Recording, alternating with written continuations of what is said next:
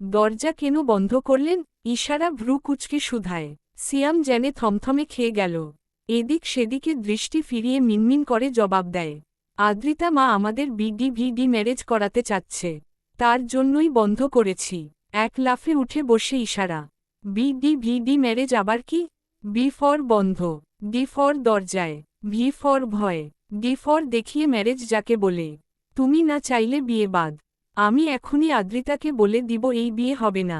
বলেই উঠে যেতে নেয় সিয়াম। ইশারা ওর হাতখানা ধরে ফেলে এবং এক টান দিয়ে নিজের পাশে বসিয়ে দেয়। এই বিয়ে হবে, চমকালো বোধ হয় সিয়াম। বড় বড় চোখ করে বলে, সত্যি? হ্যাঁ। ভয়ে দেখান আমায়। তেলাপোকা ধরে আনবো, শালা। বিড়বিড় করে বলে ইশারা। তারপর সিয়ামের হাতখানা নিজের পেটের ওপর রাখে। গলা শুকিয়ে আসলো বোধ হয় সিয়ামের। তুতুলিয়ে বলে, কি করছো? ইশারা যেন শুনল না, নিজের হাত দুটো সিয়ামের দুই গালে রেখে ওষ্ঠের ভাঁজে নিজের ওষ্ঠ মিলিত করে। পুরুষালী চিত্ত যেন লাফিয়ে উঠে সিয়ামের। কন্ট্রোল লেস হয়ে পড়ে মুহূর্তেই। ইশারাকে দুই হাতে জড়িয়ে পাগলের মতো চুমু খেতে থাকে। তখনই দরজা খুলে ভেতরে ঢুকে পড়ে আদ্রিতা, আবরার, আমান, আহান, ইভান সহ আরও কিছু আত্মীয়রা। দুজনকে আপত্তিকর অবস্থায় দেখে সকলেই ছিছি করতে থাকে। লজ্জায় পড়ে যায় ইশারা এবং সিয়াম। মুহূর্তেই দুজন দুজনকে ছেড়ে আলাদা হয়েছে। আমান, আহাদ, ইভান সিয়ামের চারিপাশে বসে পড়েছে ইতিমধ্যেই। আমান তো বলেই ওঠে, মাসিন আছে তাহলে তোর? শিরায় শিরায় উত্তেজনা। ও মাই গড! সকলেই কানাঘুষা বাড়তে থাকে মুহূর্তেই। সেটা থামাতে আবরার বলে ওঠে, এখনই ওদের বিয়ে দেওয়া হবে। ব্যাসস তারপর কাজী ডেকে সিয়াম এবং ইশারার বিয়ে পড়িয়ে দেওয়া হয়। কবুল বলার সময় সিয়াম আরেক কাণ্ড ঘটিয়ে ফেলে। হুজুর যখন বলে, বলো বাবা কবুল, সিয়াম রুমাল দিয়ে মুখ ঢেকে বলে ওঠে, আমার শরম করছে। আজকের পর থেকে এক নারীকে বউ বলে ডাকতে হবে। আয় হায়, আমি কেমনে ডাকব? লজ্জা লজ্জা। আবরার চোখ পাকিয়ে তাকাতেই সিয়ামের সব কাহিনী শেষ। ফতাফত কবুল বলে ফেলে। আবরারের কক্ষে সিয়ামের জন্য বাসর সাজানো হচ্ছে।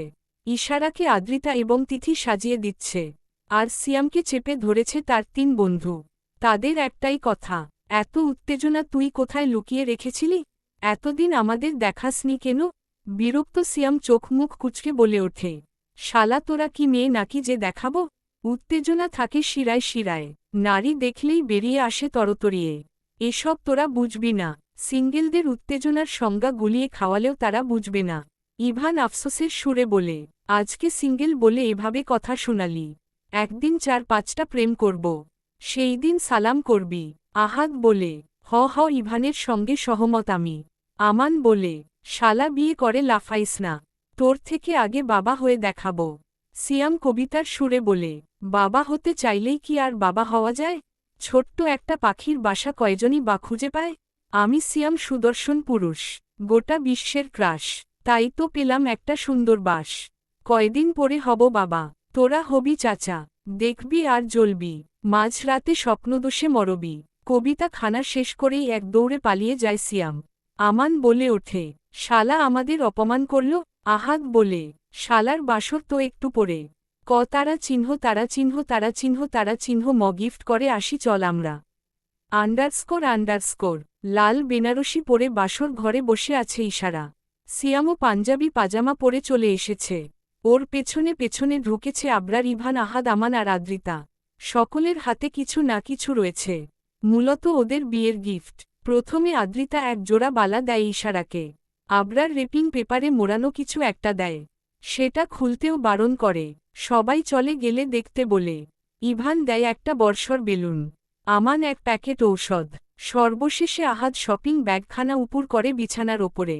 মুহূর্তে অশ্লীল অনেকগুলো প্যাকেট পড়ে বিছানায়। আদ্রিতা এক দৌড়ে রুম থেকে বেরিয়ে যায়।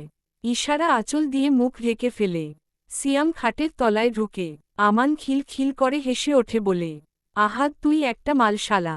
আবরার একটা রামধমক দিয়ে বলে, বের হ তোরা, ইডিয়েট সব কয়টা। ইভান বলে, এ ভাই চল যাই, ছোট পাখিওয়ালাদের বাসর দেখার ইন্টারেস্ট নেই। বলেই বেরিয়ে যায়।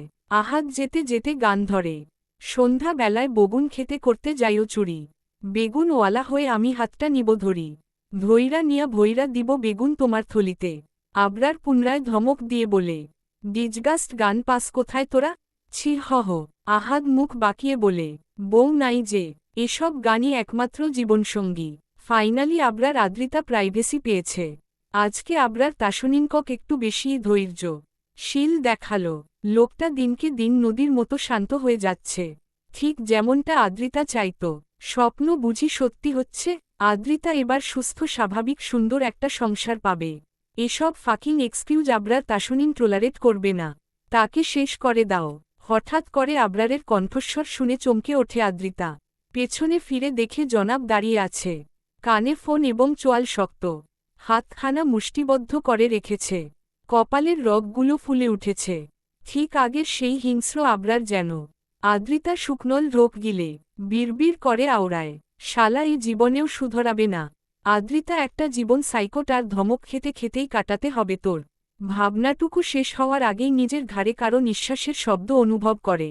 জিভ দ্বারা ঠোঁট ভিজিয়ে নেয় আদ্রিতা। দুই হাতে শক্ত করে চেপে ধরে বিছানা চাদর। আখিপল্লব বন্ধ করে রিনরিনিয়ে বলে, আবরার, আপনাকে কিছু বলার আছে আমার।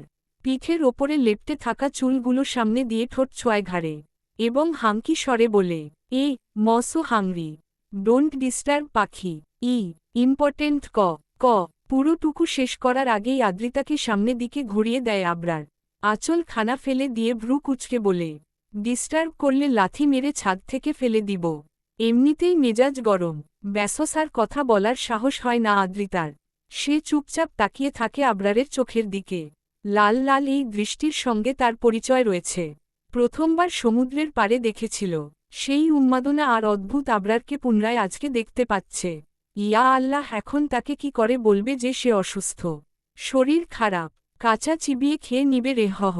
আবরার আদ্রিতার ওষ্ঠজোড়ায় নিজের ওষ্ঠ পুড়ে নিবে তখনই দরজায় করা নাড়ে সিয়াম। বড্ড উত্তেজিত স্বরে বলে ওঠে, আব্বা, দরজা খোল, আমি বাসর করব না। পরে বউ প্রেগন্যান্ট হয়ে গেলে মানুষ ভাববে আমি 18+ কাজকাম করেছি। ছিহহ করবে রেহ সবাই। বিরক্ত আবরার চোখ মুখ কুচকে আসমান পানে তাকায়, মেজাজ তুরুঙ্গে। এই মুহূর্তে সিয়াম নামক প্রাণীটিকে লাথি মেরে ছাদ থেকে ফেলে দিতে ইচ্ছে করছে। আমান ঠিকই বলে, ইডিয়টটার আসলেই টুনটুনি নেই। আদ্রিতা যেন সুযোগ পেয়ে গেল, এক লাফে উঠে দরজা খুলে দেয়। অসহায় সিয়ামের পানে তাকিয়ে বলে, ভাইয়া, কি হয়েছে? সিয়াম মাথা নিচু করে কবিতার সুরে বলে, বউ দেখে করছে ভয়, আজকে নাকি আমাদের বাসর। সবাই কয় আমি সিয়াম ভালা ছেলে, জানে না কেউ। মনের মধ্যে জেগে উঠেছে প্রেম যমুনার ঢেউ। আদ্রিতা কবিতার আগামাথা কিছুই বোঝে না। পেছনে থেকে আমান দাঁতে দাঁত চেপে বলে, শালা, ক্যামেরা লাগিয়েছি বুঝলি কেমনে? সিয়াম লাজুক হাসে, কল্পনার করে কিছু মুহূর্তের আগের ঘটনা। সকলেই যখন কক্ষ থেকে বেরিয়ে গেল, সিয়াম দরজা আটকে এদিক সেদিকে ঘুরতে থাকে। ইশারা বলে, বিয়ে তো করলাম, বাবা মা মেনে না নিলে? সিয়াম জবাব দেয় না, মূলত সে ইশারার কথা শুনতেই পায়নি। খাটের তলা থেকে শুরু করে প্রতিটা ফুল ভালো করে চেক করে। অবশেষে ফ্যানের ওপর ছোটখাটো একখানা ক্যামেরা দেখতে পায়।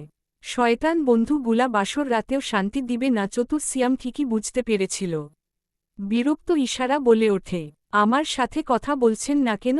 সিয়াম শুকনো ঢোক গিলে বলে, আমি বাসর করব না ইশারা। কালকে যদি তুমি প্রেগন্যান্ট হয়ে যাও তাহলে আমি লজ্জায় মুখ দেখাতে পারব না। ক্ষমা করে দিও বইন। বলেই দরজা খুলে দৌড়ে চলে যায়। ইশারা নিজের কপালে নিজেই 3-4টা থাপ্পড় মারে। বিড়বিড় করে বলে, হাদারামকে বিয়ে করলাম, _____। আবরার নিজের জুতো খানা হাতে নিয়ে দাঁড়িয়ে আছে। আমান, ইভান এবং আহাদ ক্যামেরা খানা খুলছে। ইশারা লজ্জায় মাথা নিচু করে দাঁড়িয়ে আছে। মানুষ এতটাও দুষ্টু হয় জানা ছিল না তার। সিয়াম একটু পরপরই খিলখিল করে হেসে উঠছে। হালার বেডা, হালারা বাসর দেখবে, তোদের বাসর গুলে খাইয়ে দিব। শয়তানের দল, আর কোনো কাহিনী দেখলে সবাইকে লাথি মেরে ছাদ থেকে ফেলে দিব। পাখি চলো। বলেই আদ্রিতার হাতখানা ধরে আবরার, এবং বড় বড় পা ফেলে প্রস্থান করে। সিয়াম ইশারার কাঁধে হাত রেখে বলে, তাড়াতাড়ি বের হ তোরা, বাসর করতে হবে। ফুলগুলো শুকিয়ে যাচ্ছে। যেতে যেতে আমান বলে, শালা, তোর পাখি ছোট। সিয়াম জবাব দেয়, তোর টিশাকে একদিন পাঠাইস, পাখি দেখিয়ে দিবনি। ______। রাত 3টার সময় শেষ নিঃশ্বাস ত্যাগ করে আরিফ। 3 বাচ্চাকে অনাথ করে বাবা নামক বটগাছটা পরপারে পাড়ি জমায়। শেষ নিঃশ্বাস ত্যাগ করার আগে ডাক্তারের হাত ধরে অনুরোধ করে বলেছেন, আমার বাচ্চা দুটোকে কোনো ভালো এতিমখানায় দিয়ে আসিয়েন। নিজের বলতে আমার কিছুই নেই। ওদের জন্য দোয়া ছাড়া আর কিছুই রেখে যেতে পারলাম না আমি। ডাক্তার আশা নিঃসন্তান। বিয়ের ১৩ হয়ে গেল, এখন পর্যন্ত তার কোনো সন্তান হয়নি। হাজব্যান্ডকে বহুবার বলেছিল একটা বাচ্চা দত্তক এনে দিতে, কিন্তু তিনি আনেনি। বলেছে আরও কিছুদিন দেখি। এই অসহায় বাবার মৃত্যুতে ডাক্তার আশা কেন জানি খুশি হয়। আর মনে মনে ভেবে ফেলে, এই বাচ্চা দুটোকে আমি নিব। কে বলেছে ওদের কেউ নেই? আমি আছি। আরিফের আত্মীয় স্বজন কারো কোনো খোঁজ পাওয়া যায় না। কেউ পরিচয় বলতে পারে না। হাসপাতালের মর্গে অযত্নে ফেলে রাখা হয়। সকাল হলে কিছু ডাক্তার মিলে কাছাকাছি গোরস্থানে কবর দিবে বলে জানায় আশা। এবং সেই রাতেই বাচ্চা দুটো নিয়ে নিজ বাসায় চলে যায়। আদ্রিতা ভয়ে ভয়ে আবরারের পাশে শুয়ে পড়ে। লোকটা যখন শান্ত হয়ে শুয়ে থাকে তখন তাকে অন্য রকম সুন্দর দেখায়। এক্কেবারে চকলেট বয়। আদ্রিতার ইচ্ছে করে কামড়ে খেয়ে নিতে, কিন্তু খাওয়া তো যাবে না, তাই বুকের ওপর হাত দিয়ে মৃদু স্বরে বলে, আবরার আপনাকে তুমি করে ডাকি? আবরার গম্ভীর স্বরে জবাব দেয়, নো, আপনিই ভালো। কেন, তোমার সমবয়সী আমি, নাকি ফ্রেন্ড? আদ্রিতা মুখ বাঁকায়, মনে মনে বলে, শালা খবিস, মুখ খুললেই গোলগোল করে তেতো বেরিয়ে আসে। আবরার আদ্রিতার ২ হাত বালিশের সঙ্গে চেপে ধরে চুমু খায় নাকে। একটু দ্রুতই ঘটে যায় ঘটনাখানা। হামকি স্বরে বলে, ইনটি তারা চিহ্ন মেন্ট হওয়ার সময় ডাকতে পারো। I don't mind. আদ্রিতা বড় বড় চোখ করে বলে, আবরার আমি অসুস্থ আজকে। কিন্তু আবরার বিশ্বাস করল না। সে কপালে ভাঁজ ফেলে ওষ্ঠের ভাঁজে ওষ্ঠ পুড়ে দেয়। ডান হাতখানা শাড়ির ভেতরে ঢুকিয়ে দেয়। প্রশস্ত হাতের চাপে শিওর ওঠে আদ্রিতা। তলপেট মোচড় দিতে থাকে। ব্যথা যেন বেড়ে গেল। এদিকে দম বন্ধ হয়ে আসছে। লোকটা মেরে ফেলবে নাকি? আবরারের থেকে ছাড়া পাওয়ার চেষ্টা করতে থাকে আদ্রিতা। বিরক্ত আবরার ওষ্ঠ ছেড়ে ধমকের স্বরে বলে, হোয়াট ইজ ইউর প্রবলেম? রোমাঞ্চ করতে আসলেই সাপের মতো করতে থাকো কেন? ভালো লাগে না আমার ছোঁয়া? আদ্রিতা ভয়ে ভয়ে বলে, আমি সত্যিই অসুস্থ, প্লিজজ রাগ করিয়েন না। আবরার চেক করে, শিউর হতেই অশ্লীল গালি আওড়ায়। তারপর নরম স্বরে বলে, সহ্য করে নিতে পারবে না? প্লিজজ শোনা একটুখানি। আদ্রিতা অনবরত মাথা নাড়িয়ে না বোঝায়, জান প্লিজ জজ, এই ক্যান নট কন্ট্রোল মাইসেলফ। সহ্য করো পাখি। আদ্রিতা কেঁদে ফেলে। আবরার কপাল কুঁচকে বলে, কয়দিন? আজকে সকাল থেকে। ধুর্র, বলেই আদ্রিতার ওপর থেকে সরে যায়। বালিশের কোণা থেকে ফোন নিয়ে চলে যেতে নেয়। আদ্রিতা বলে, কোথায় যাচ্ছেন? আবরার জবাব দেয়, ৭ দিন পরে কথা বলতে আসিও। শিডিউল করার আগে বললে কি হতো? বলেই ছাদের অন্য কোণায় চলে যায়। আদ্রিতা কপাল কুঁচকায়। আশ্চর্য, সে কখন শিডিউল করল? খারাপ বেডা, অশ্লীল। মুখ বাঁকিয়ে শুয়ে পড়ে আদ্রিতা। ওনার সাথে কথা না বললে মনে হয় ওর ভাঙা ঘর পড়ে যাবে। বলবে না কথা। _____। আমি তোমাকে অনেক ভালোবাসি ইশারা। তুমি যতটা জানো তার থেকেও বেশি। তুমি ছাড়া কখনো কোনো নারীকে ভালোবাসিনি। আমি এতিম। বাবা দ্বিতীয় বিয়ে করেছে মাওতাই। কোনোদিন কেউ খোঁজ নেয় না। ওদের আমার প্রয়োজনও নেই। তুমি শুধু সারা জীবন থেকে যেও আমার হয়ে। আমার আর কিছু লাগবে না। ইশারা হাত বুলিয়ে দেয় সিয়ামের চুলে, এবং অপর হাত দ্বারা সিয়ামের হাত এনে নিজের পেটের ওপর রাখে। ইশারা, আমি যদি তোমার সাথে উল্টাপাল্টা কিছু করি তুমি কি রাগ করবে? ইশারা মাথা নাড়িয়ে না বোঝায়। সিয়াম আবার বলে, বুঝো কিন্তু। এবার ইশারা জবাব দেয় না। সিয়াম লাইট অফ করে ইশারার ঠোঁটে চুমু খায়। ভালোবাসার সাগরে ডুবে যায় দুজন। সিয়ামের বাসর করার স্বপ্ন পূরণ হয়। নিজের উন্মাদায় মুক্ত করে ফেলে ইশারাকে। নিজেকেও নতুন করে আবিষ্কার করে। এতটা বেপরোয়া ছিল সিয়াম? ছিল না তো। নিজের এই উত্তেজনা, অস্বাভাবিক কণ্ঠস্বর, আকুল আবেদন, সবটাই যেন নতুন। ভালোবাসার মানুষটিকে নিজের করে পাওয়ার মধ্যেও এক ধরনের সুখ লুকিয়ে থাকে। গোটা দুনিয়ার বিরুদ্ধে গিয়ে নিজের মনের সাথে যুদ্ধ করে প্রিয় মানুষটির অর্ধাঙ্গিনী হওয়ার গল্পটা সহজ ছিল না ইশারার জন্য। এই তো গত পৌরশু রাতে বাবা সাফ সাফ জানিয়ে দিল, তোমায় বিয়ে করতে হবে। দিশেহারা ইশারা বাবাকে হাজারবার বলল, বাবা এখনই বিয়ে করতে চাই না আমি। আর একটু সময় দাও। বাবা তখন ইশারার হাত দুটো মুঠো করে ধরে বলে, তুমি আর আসিফ ছাড়া কেউ নেই আমার। আসিফের অবস্থা দেখেছ? ভালোবেসে দুঃখ পেয়ে কেমন পাগল পাগল হয়ে গিয়েছে। আমি চাই না এমন পরিস্থিতিতে তুমিও পড়ো। সামনে শুক্রবার তোমার মামাতো ভাইয়ের সঙ্গে কাবিন করিয়ে রাখব। আর কোনো কথা শুনব না। মনের মধ্যে সিয়ামের জন্য ভালোবাসা রেখে অন্য কারো সঙ্গে কিভাবে সংসার করবে ইশারা? তাই তো সেই দিনই সিদ্ধান্ত নিয়ে ফেলে সিয়ামকে মনের কথা জানাবে। আকুতি করে নিজের ভালোবাসার কথা বলবে। প্রয়োজনে পা জড়িয়ে ধরবে। কেঁদে কেঁদে বলবে, আমার আপনাকে লাগবে সিয়াম। গোটা দুনিয়ার বিরুদ্ধে গিয়ে হলেও আপনাকে আমার চাই। আপনাকে না পেলে মরে যাব, তবুও অন্য কাউকে মানতে পারব না। আমায় আপনার সঙ্গে রাখবেন সিয়াম? ভালোবাসা গ্রহণ করবেন আমায়? কিন্তু সেসব কিছুই করতে হলো না। সিয়াম নিজেই সবটা করল। সকালে ঘুম ভাঙতেই ইশারা দেখতে পায় সিয়াম জামাকাপড় প্যাক করছে। হাসি ফুটে ওঠে ইশারার ঠোঁটের কোণে। আড়মোড়া ভেঙে উঠে বসে বলে, এখনই যাব আমরা? সিয়াম লাজুক হাসে। আসলে ইশারার দিকে তাকাতে লজ্জা করছে তার। কাল রাতে কি সব অশ্লীল কাজকর্ম করে ফেলল। ছি ছি, আপনি লজ্জা পাচ্ছেন সিয়াম? ও মা, পাবো না। জীবনের প্রথম অশ্লীল কাজকর্ম করলাম। লজ্জা না পেলে তুমি ভাবতে পারো আমি আগেও এসব করেছি। ইশারা ফিক করে হেসে ওঠে। তখনই দরজা ধাক্কানোর শব্দ ভেসে আসে। 3 বলদ চলে এসেছে। আমান চিল্লিয়ে বলছে, আবার কাল ট্রাই করিস হাডুডু খেলার। আজকের মতো দরজা খোল। যদিও সারা জীবন ট্রাই করলেও তোর মেশিন কাজ করবে না। সিয়াম দাঁতে দাঁত চেপে বলে, এসে গেছে শয়তানের দল। ওরে সিয়াম, তুই তাড়াতাড়ি চল, না হলে ওরা মানসম্মান নিয়ে করবে খেলা। কোথায় পেয়েছিলাম এসব অসভ্যদের মেলা? জীবন আমার করেছিল ছাড়খাড়। বউয়ের সাথে রোমাঞ্চ করেও শান্তি নাই। বলতে বলতে দরজা খুলতে যায়। শীতকেনিতে হাত দিয়ে ইশারার দিকে তাকায়। শোনে মেয়ে, আমরা 1 মাসের মধ্যেই বেবি নিয়ে নিব। তারপর ওদের দেখাবো আমার মেশিন কাজ করে। ইশারা নাকমুখ কুচকে ছিহহ বলে। সিয়াম দরজা খুলতেই হুড়মুড় করে 3 জনই ভেতরে ঢুকে পড়ে। আহাদ চলে যায় ইশারার কাছে। সামনে দাঁড়িয়ে লম্বা সালাম দেয়। আসসালামু আলাইকুম ভাবি, আমি আহাদ, আপনার দেবর। ভালো আছেন? ভাই পারে না মানে কথা বলতে আর কি। ইশারা শুকনো ঢোক গিলে কোনোরকমে সালাম ফেরায়। তারপর খাট থেকে নেমে দৌড়ে বেরিয়ে যায় কক্ষ থেকে। সিয়াম সাংঘাতিক রেগে যায়। শালার দল, আমার বউকে লজ্জা দিলি কেন? ইভান বলে, ও মা, ভাবির খবরবার্তা জানব না? ভাই, তুই না পারলে বলিস। কুদরতি শরবত পাওয়া যায় হুলালা শহরে। তোর জন্য কিনে আনবনি। আমান বলে, আমি তো অলরেডি অর্ডার দিয়ে ফেলেছি। সিয়ামের দুঃখ আমি ছাড়া আর কে বোঝে? হতাশ সিয়াম মাথায় হাত দিয়ে বসে পড়ে। তোরা ভালো হবি না? 3 জন একসাথে বলে ওঠে। ভালো হয়ে গেছি। খারাপ কথা বলা পৌরশুদিন ছেড়ে দিছি। চলে যাচ্ছে আদ্রিতা। সারা জীবনের মতো বাংলাদেশকে পরিত্যাগ করছে।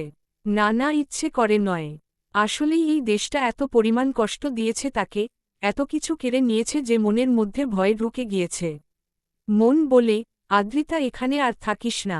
এখন যে সুখটুকু পাচ্ছিস সেটাও চলে যাবে। চলে যাচ্ছে বলে আদ্রিতার একটুও কষ্ট হচ্ছে না। ইচ্ছে করছে না কারো সঙ্গে একটু দেখা করতে। শুধু মনে হচ্ছে কখন যাব এই দেশ ছেড়ে। কখন?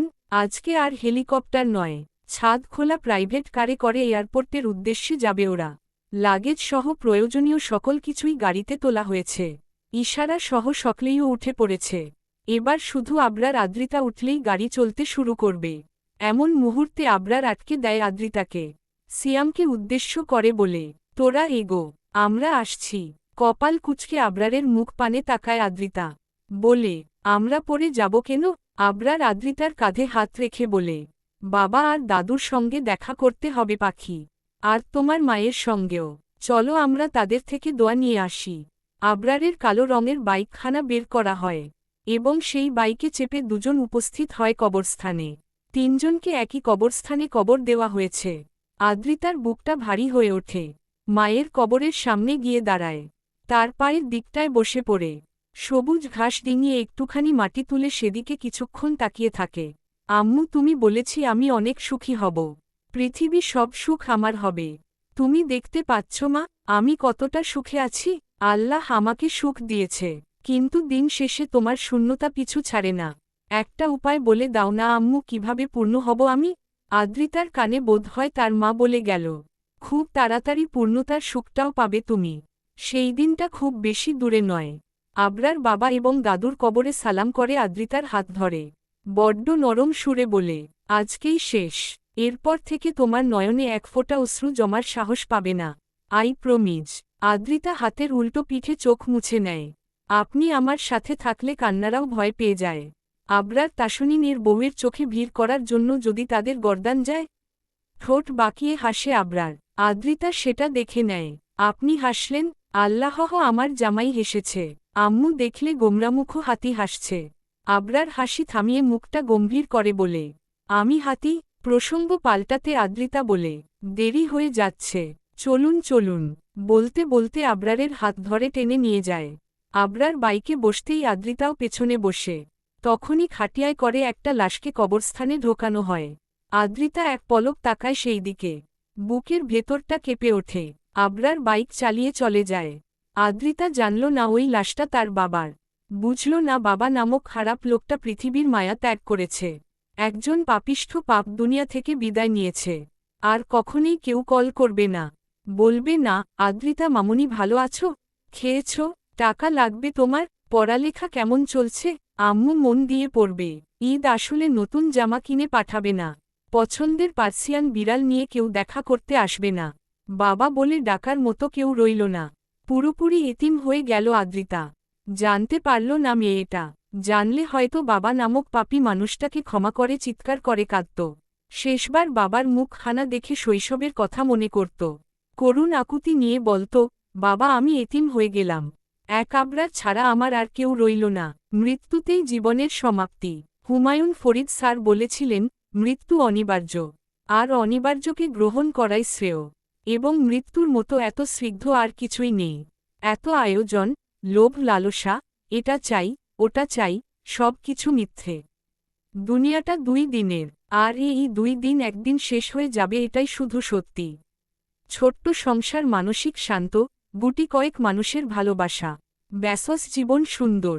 লোভ লালসা বা বেশি ভালো থাকার চেষ্টা করলে 2 দুনিয়া থেকে আফসোস নিয়ে চলে যেতে হবে। গতকাল রাতেই আরিফের মৃত্যুর খবর জেনেছে আবরার। ভোর রাতে আরিফকে শেষবার দেখতে গিয়েছিল। মানুষটার নিথর দেহখানা দেখে পাষাণ আবরারের কলিজা কেঁপে উঠেছিল। অজান্তেই চোখ দুটো ভিজে উঠেছিল।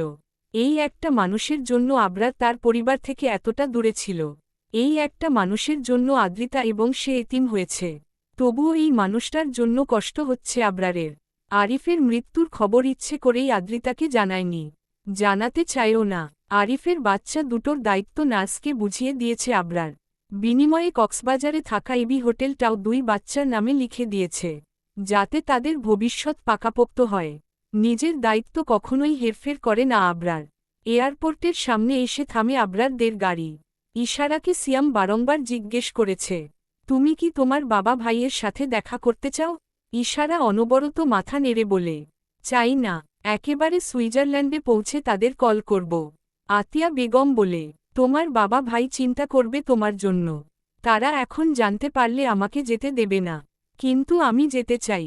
পরবর্তীতে আতিয়ার কিছু বলে না। সকলে নিজ নিজ লাগেজ নিয়ে এয়ারপোর্টের ভিতরে ঢুকে পড়ে। আদ্রিতার লাগেজ আমানের কাছে। আবরার হঠাৎ বলে উঠে, তোমরা ভেতরে যাও, আমি আসছি। বলেই পেছনে ঘুরে চলে যেতে নেয়। আবার কি মনে করে থেমে যায়। আদ্রিতার সামনে এসে দাঁড়ায়।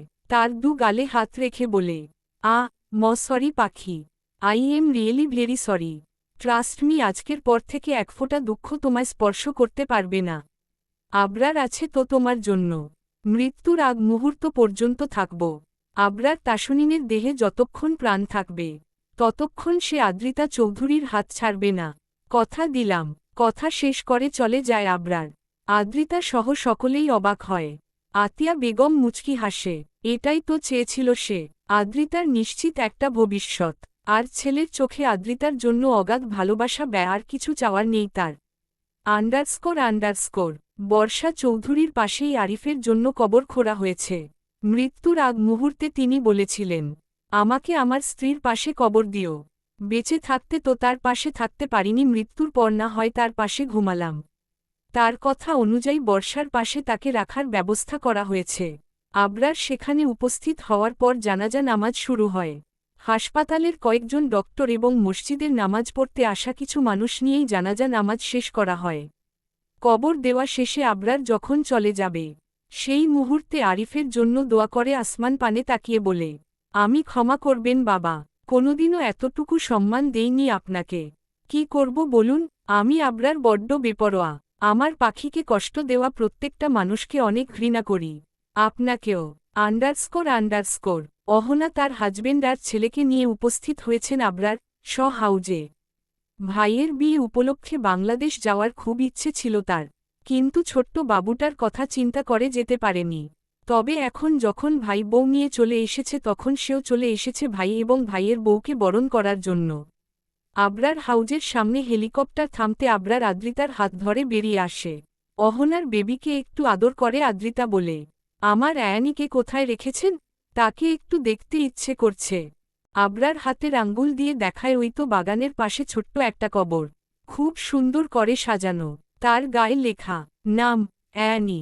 বাবা আবরার তাসনিন চৌধুরী, মা আদ্রিতা চৌধুরী, জন্ম 15 জুন 2019, মৃত্যু 19 নভেম্বর 2022। আদ্রিতা অ্যানির কবরের পাশে বসে নেমপ্লেটের উপর হাত বুলায়, চোখ ভর্তি পানি, ঠোঁটের কোণে হাসি। আবরার ছোট বাচ্চাটার স্মৃতি রেখেছে, তার অ্যানি মরে যায়নি, সে বেঁচে আছে সুইজারল্যান্ডের ছোট্ট বাড়িটার পাশে থাকা বাগানে। সেটা অনুভব করতে পারছে আদ্রিতা, মিও মিও আওয়াজ ভেসে আসছে তার কানে। কলিজা ঠান্ডা হয়ে যাচ্ছে। অহনা ইশারাকে বরণ করে বাড়িতে তোলে। আমান তিশার সাথে দেখা করতে চলে গিয়েছে। মনে মনে সিদ্ধান্ত নিয়েছে আজকের প্রপোজ করে দেবে। আহাত এবং ইভান দুজনে বাসর ঘর সাজানোর কাছে লেগে পড়বে, তাই তো ফুল কিনতে বেরিয়ে পড়েছে। আতিয়া বেগম নাতি পেয়ে ব্যস্ত হয়ে উঠেছে, তাকে আদর করে সারা বাড়ি ঘুরঘুর করছে। আর অহনা কিচেনে চলে গিয়েছে, সকলের জন্য খাবার বানাবে সে আজ। বাংলাদেশি রান্না খুব বেশি জানা নেই তার, তবে ভেবেছে আজকে ট্রাই করবে।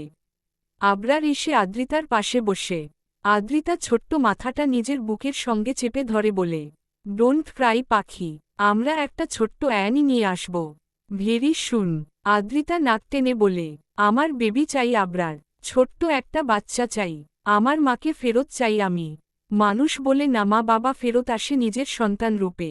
আল্লাহ আমাকে একটা কন্যা সন্তান দিক, যে আমার মায়ের মতো দেখতে হবে, আমার মায়ের মতো আমায় আগলে রাখবে, যাকে আমি মা বলে ডাকব।